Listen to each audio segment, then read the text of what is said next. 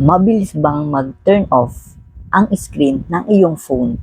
Paano ba ito patatagalin ng 1 minuto o higit pa nang sa ganun ay kung iniwan mo saglit ang iyong phone ay hindi kagad ito magla-lock screen? Watch this. Una, punta ka sa settings. Sa iyong settings ay hanapin mo lang dito ang advanced settings. Ang iba ay settings lang nakalagay or advanced features katulad ng akin. So, pinutin lang yon at hanapin nyo lang dito ang motions and gestures. So, i-click mo lang yon. Pagkatapos, hanapin mo lang dyan ang while viewing at yung sa akin naman ang nakalagay dito ay keep screen on viewing or while viewing. So, i-click yan.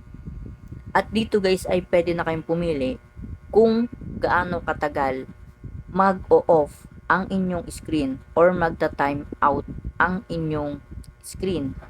Kung 1 minute, 2 minutes, ang pinamatagal na dito ay 10 minutes. So yung akin ay after 1 minute lang. So okay na yan.